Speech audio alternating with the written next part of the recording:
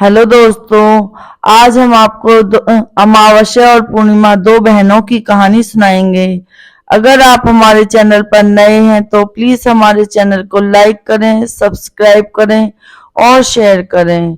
एक राज्य में एक राजा और एक रानी रहते थे, जिनकी 4 संतानें थीं। 2 लड़के और 2 लड़की। एक लड़की का नाम पूर्णिमा और दूसरी लड़की का नाम अमावस्या था। पूर्णिमा घर के कामों में निपुण थी और घर का पूरा काम करती थी। भगवान की पूजा अर्चना भी किया करती थी। इसके अतिरिक्त वह गौ माता की सेवा भी किया करती थी। और उसकी दूसरी बहन अमावस्या ना ही घर का कोई काम करती थी, ना ही भगवान की पूजा अर्चना करती थी और ना ही गौ माता की सेवा करती थी। पूर्णिमा सब गुण संपन्न थी, फिर भी राजा और रानी अपने दोनों बेटों और तथा पुत्री अमावस्या को ही प्यार किया करते थे और वह पूर्णिमा से प्यार नहीं करते थे और उसके साथ भेदभाव करते थे। राजा के दोनों पुत्र और पुत्री धीरे धीरे बड़े हो रहे थे। जब वे बड़े हो गए, राजा ने अपने दोनों पुत्रों का विवाह योग्य कन्याओं के साथ करा दिया। इसके बाद रानी ने राजा से कहा कि अब दोनों पुत्री विवाह के योग्य हो गई हैं और इन दोनों का विवाह भी करा दो। लेकिन पुत्री अमावस्या का विवाह किसी बड़े खानदान में कराना और पूर्णिमा का विवाह किसी गरीब परिवार में कराना, क्योंकि पूर्णिमा को केवल भगवान की पूजा पाठ करना ही पसंद है और गाय की सेवा करना पसंद है। अब रानी ने राजा को दोनों पुत्रियों का रिश्ता तय करने के लिए भेज दिया। राजा ने अपने पड़ोसी राज्य में जाकर वहां के राजा के पुत्र से अमावस्या का रिश्ता तय कर दिया और वहीं पास के गांव में जाकर एक गरीब परिवार के लड़के से पुत्री पूर्णिमा का रिश्ता तय कर दिया। यह सारी बातें जाकर राजा ने अपनी रानी से बताई तो रानी यह सोचने लगी कि अब देखते हैं कि भगवान इसकी मदद कैसे करते हैं। यह बहुत ही पूजा पाठ करती है और भगवान में मगन रहती है। पूर्णिमा का भाई और उसकी भाभी पूर्णिमा से बहुत प्यार करते थे, क्योंकि पूर्णिमा उनके घर के कामों में उनका साथ देती थी और कामों में उनका हाथ बटाती थी। और यही नहीं, उनकी दूसरी बहन अमावस्या उन पर अपना रोब झाड़ती थी और घर का कोई कार्य नहीं करती थी। कुछ समय बीत जाने के बाद दोनों पुत्रियों का विवाह हो गया और राजा रानी का विवाह के बाद अपनी दोनों पुत्रियों को विदाई देते हैं। विदाई देते समय राजा और रानी पुत्री अमावस्या को बहुत सारा धन और दौलत देकर विदा करते हैं और पूर्णिमा को भी कुछ भी नहीं देते, खाली हाथ अपने घर से विदा करते हैं। इसके बाद दोनों बहनें अपने अपने ससुराल को चली जाती हैं। कुछ दिन बीत जाते हैं।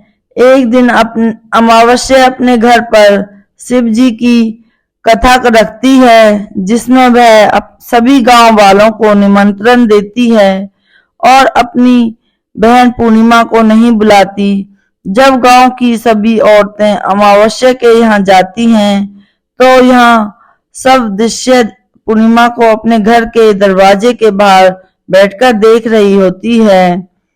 तब वह वहां से गुजर रही औरतें पूर्णिमा से कहती हैं कि तुम्हारी बहन के यहाँ शिव जी की कथा रखी है, क्या तुम नहीं चलोगी?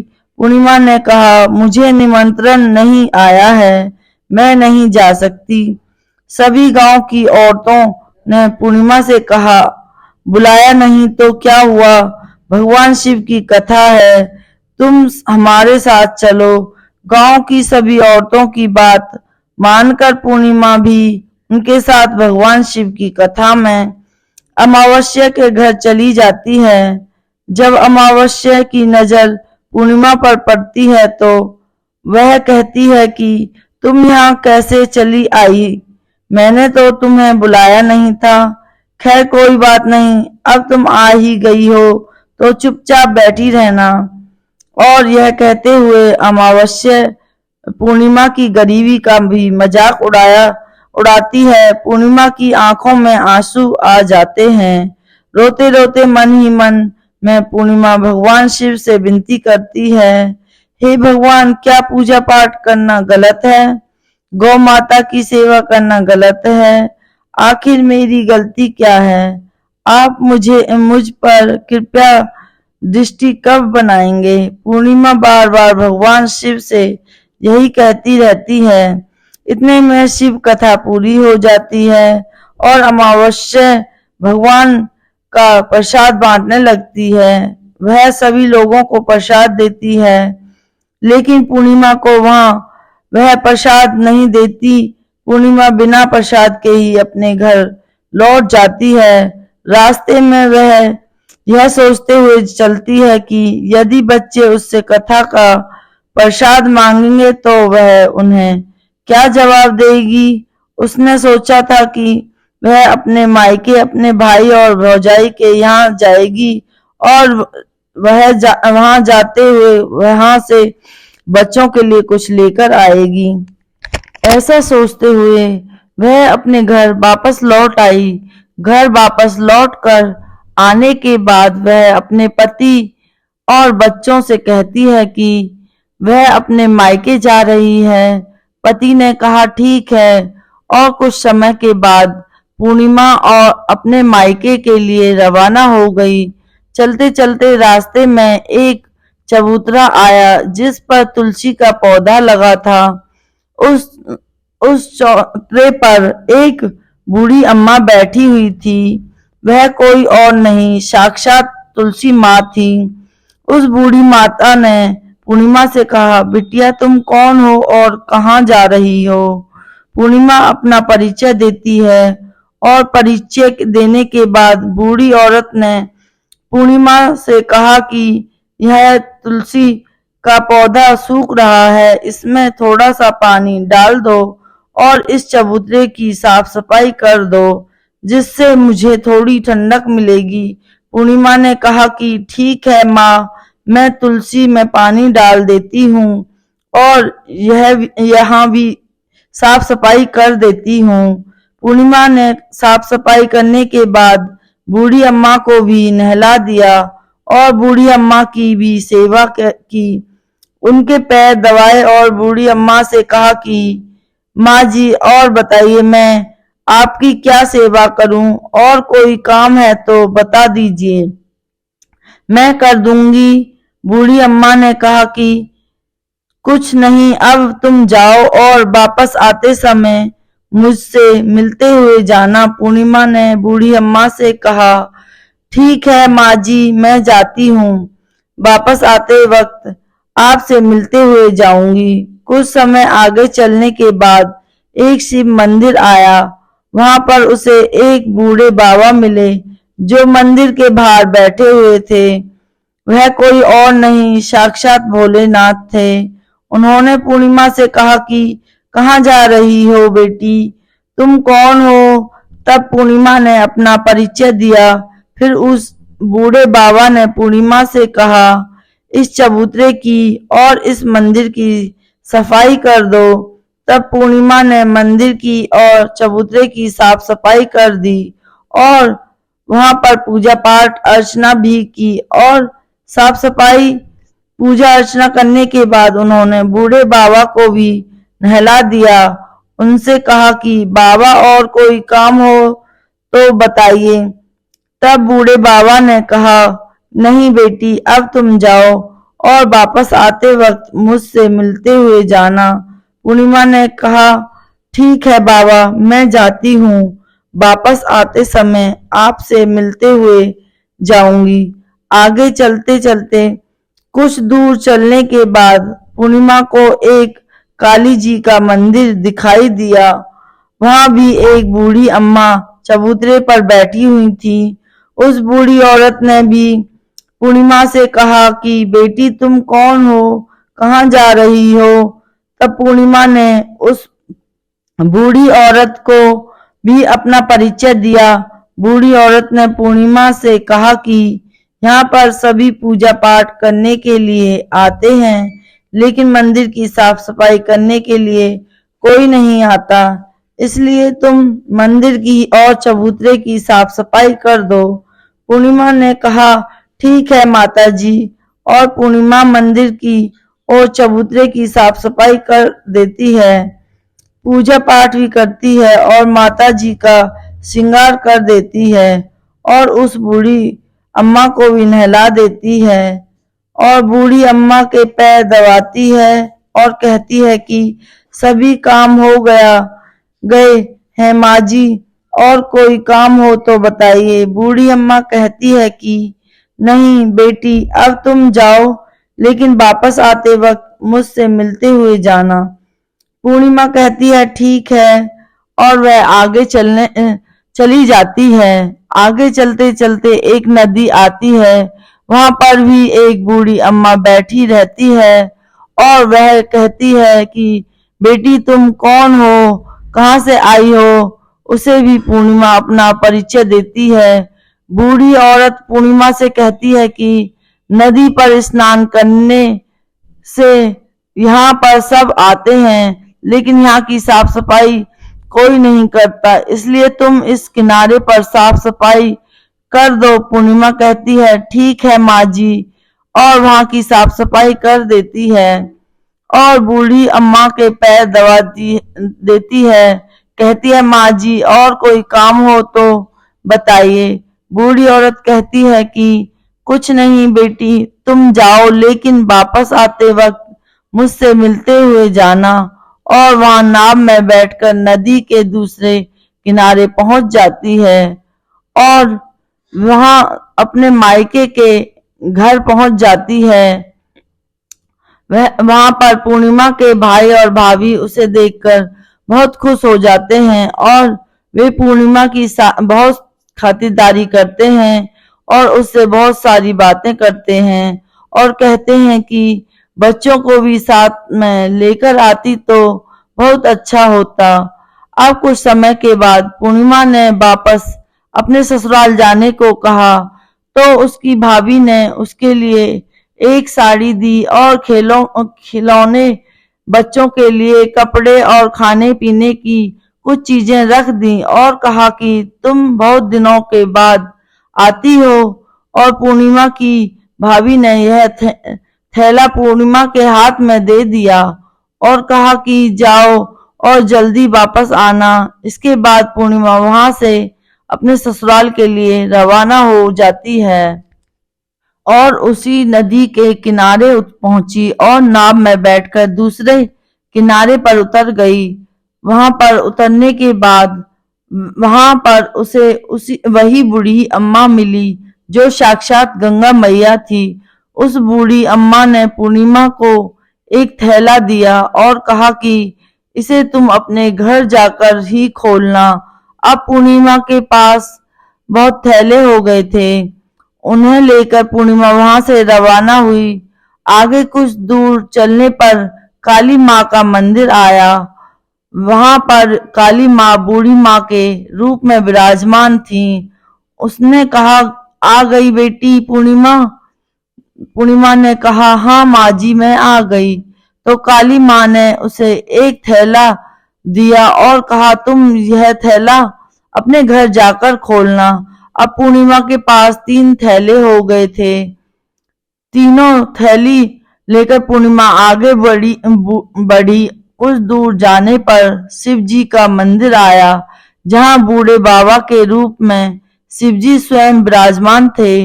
बूढ़े बाबा ने कहा, पूर्णिमा तुम वापस आ गई। पूर्णिमा ने कहा, हाँ बाबा मैं वापस आ गई। बूढ़े बाबा ने भी पूर्णिमा को एक थैला दिया और कहा कि यह थैला तुम घर जाकर ही खोलना। पूर्णिमा ने कहा, ठीक है बाबा। अब पूर्णिमा के पास 4 थैले हो गए थे। अब पूर्णिमा 4 थैले पहले अब कैसे ले जाती। उसने एक पुरानी साड़ी निकाली और उन सभी थैलों का एक गट्ठर बनाकर सर पर रख कर वहां से रवाना हो गई। कुछ दूर जाने के बाद उसे तुलसी माँ बूढ़ी औरत के रूप में मिली और कहती हैं, पूर्णिमा तुम आ गई। पूर्णिमा कहती है, हाँ माँ जी आ गई। वह बूढ़ी औरत भी उसे एक थैला देती है और कहती है कि यह थैला तू अपने घर जाकर ही खोलना। पूर्णिमा कहती है, ठीक है माँ जी। अब पूर्णिमा के पास 5 थैले हो गए थे। पूर्णिमा वहां से रवाना होती है तो वापस अपने घर पहुंच गई। पूर्णिमा ने बच्चों को नीचे रखा और सबसे पहले अपने मायके का थैले खोलकर देखने को कहा। बच्चों के लिए अच्छे अच्छे कपड़े और खाने पीने की चीजें थी। उसने कुछ गहने भी थे। पूर्णिमा ने कपड़े अपने बच्चों को दे दिए और खाने पीने की चीजें भी बच्चों को दे दी। बच्चे यह सब पाकर बहुत खुश थे। अब पूर्णिमा ने दूसरा थैला खोला जो उसे गंगा मैया ने दिया था। उसमें ढेर सारे हीरे जवाहरात सोना चांदी आदि था। इसके बाद अब पूर्णिमा ने तीसरा थैला खोला जो उसे काली माँ ने दिया था। उसमें बहुत सारा सोना श्रृंगार का सामान भरा हुआ था। इसके बाद पूर्णिमा ने चौथा थैला खोला जो उसे भगवान शिव ने दिया हुआ था। उसमें बहुत सारा धन संपत्ति भरा हुआ था और बहुत सारी खुशियां भरी हुई थी। इसके बाद अब पूर्णिमा ने 5वां थैला खोला जो उसे तुलसी माँ ने दिया था। उसमें चावल दाल और 7 प्रकार की खाने की चीजों से भरा हुआ था। अब पूर्णिमा के घर में किसी भी चीज की कमी नहीं थी।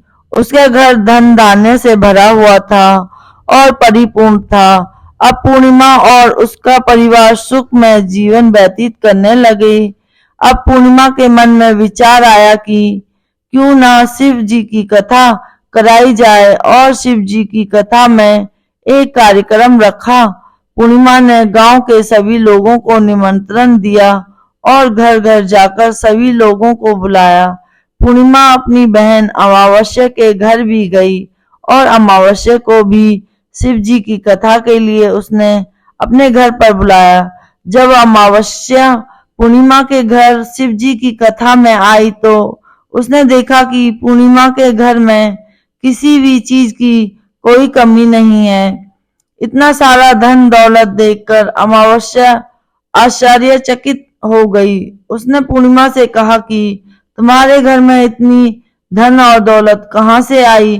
पूर्णिमा ने कहा, देखो बहन, तुमने शिव जी की कथा में मुझे नहीं बुलाया था, फिर भी मैं चली आई और तुमने मुझे प्रसाद तक नहीं दिया और मेरी गरीबी का मजाक भी उड़ाया। उसके बाद मैं अपने घर आ गई और घर आते हुए मन ही मन में सोच रही थी कि अपने मायके जाऊंगी और मैं अपने मायके चली गई और जो कुछ घटना इस बीच हुई वह सभी घटना अपनी बहन अमावस्या को बताती है। तो अमावस्या कहती है कि तुम भी मुझे प्रसाद मत दो और मुझे डांट लो। लेकिन पूर्णिमा ने कहा कि यह तो भगवान का प्रसाद है, मैं तो सब को दूंगी और तुम्हें भी दूंगी। फिर भी अमावस्या ने प्रसाद नहीं लिया और वह सीधे अपने घर चली गई।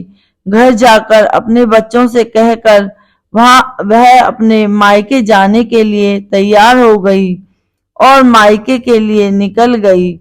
उसे भी रास्ते में चलते चलते तुलसी माँ मिली जो चबूतरे पर बूढ़ी माँ के रूप में बैठी हुई थी। बूढ़ी माँ ने अमावस्या से कहा कि बेटी कौन हो तुम और कहाँ जा रही हो। अमावस्या ने अपना परिचय दिया। बूढ़ी माँ ने कहा, बेटी यह तुलसी का पौधा सूख रहा है, इसमें थोड़ा सा पानी डाल दो और इस चबूतरे की साफ सफाई कर दो। इस पर अमावस्या ने कहा, बुढ़िया तुझे दिखाई नहीं दे रहा कि मैंने इतनी महंगी साड़ी पहन रखी है, यह गंदी हो जाएगी। ऐसा कहकर वहां से चली गई। वहां से चली गई। अब आगे जाने पर उसे भगवान शिव मिले, जिसे भी उसने ऐसा ही कहा। उसके बाद आगे जाने पर उसे काली माँ मिली, जिससे उसने उनसे भी यही बात कही। उसे आगे जाने पर गंगा मिली, जिसे भी उसने यही बात कही और आगे चली गई। इसके बाद अमावस्या जब नाव में बैठने लगी तो उसे नाव में फूलों की जगह कांटे भरे थे, जो उसके पैरों में चुभ गए रहे थे। किनारे पर उतरकर वह अपने मायके चली गई। जब वहां से उसे उसकी भाभियों ने तथा भाइयों ने देखा तो मन ही मन में कहने लगे कि काम की ना काज की, 2.5 मन अनाज की आ गई तो ठीक है, पूर्णिमा तो हमारे कामों में हाथ बटाती थी, यह कोई काम करेगी तो नहीं। अब उन्होंने खाना बनाया और खा पी कर सभी सो गए। अमावस्या जब सुबह उठी और अपनी भाभियों से कहा कि मैं अपने ससुराल जा रही हूँ। उन्होंने कहा कि ठीक है, जाओ। अमावस्या बोली, पूर्णिमा को तो तुमने एक थैला दिया था और मुझे कुछ नहीं दोगे क्या भाई?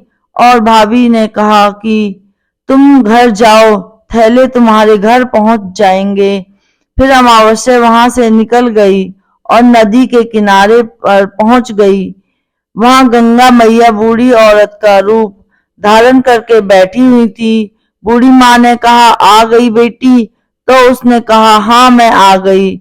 अमावस्या ने कहा, तुमने पूर्णिमा को एक थैला दिया था और मुझे भी नहीं दोगी क्या? बूढ़ी अम्मा ने कहा, तुम घर जाओ, थैले तुम्हारे घर पहुंच जाएंगे।